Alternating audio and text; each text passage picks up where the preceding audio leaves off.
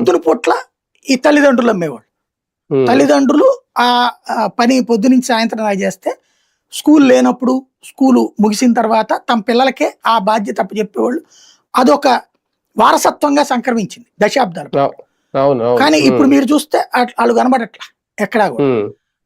మొన్న నేను అబ్జర్వ్ చేశా రూట్ నుంచి వస్తున్నప్పుడు దాదాపుగా ఈ బంగ్లాదేశీ బ్యాచీలు, బర్మా బ్యాచీలు ఎక్కువ కనబడుతున్నారు. పెద్ద పెద్దోళ్లే కనబడుతున్నారు. అది అప్పుడు పిల్లలు అప్పుడు ఎంత ఉంటది, ఓ 10 రూపాయలు ఇంట్లో పిల్లోడే కాబట్టి ఫుడ్ పెడతారు, అయిపోయింది, అదనపు ఖర్చు ఏం లేదు. ఇప్పుడు పెడితే ఏమవుతుంది, వీళ్ళకి జీతం ఇవ్వాలా, రోజుకి కనీసం 300-400 ఇవ్వాలిగా. అంటే అప్పుడు లాభం ఎక్కువ ఆశించాలిగా. లాభం ఎక్కువ ఆశిస్తే కొనేవాడు రావాలిగా. అక్కడ రేట్లు పెరిగినాయి. ఒకప్పుడు చార్మినార్ దగ్గరికి ఎగబడి వెళ్ళేవాళ్ళు.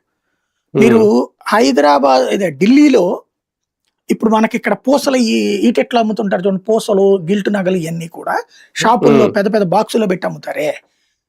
ఇక్కడ 1000 రూపాయలు, 2000, 3000 పలికేవి మీరు ఢిల్లీలో చాందినీ చౌక్ లో కావచ్చు, లేకపోతే కొన్ని ఏరియాలు ఉన్నాయి అక్కడికి వెళ్తే 500-1000 రూపాయలకి వస్తాయి అవి. కాబట్టి ప్యాకెట్లలో ఉండవు అంతే. కావాలంటే ఖాళీ కవర్లు అవి కూడా అక్కడే దొరుకుతాయి. కొనుక్కుని తీసుకొచ్చి మనం ఇక్కడ కనుక అమ్ముకుంటే బోల్డ్ అంతమంది అట్టాగే అమ్ముకుంటారు. మీరు రాజస్థాను ఏది దాని పేరేంటది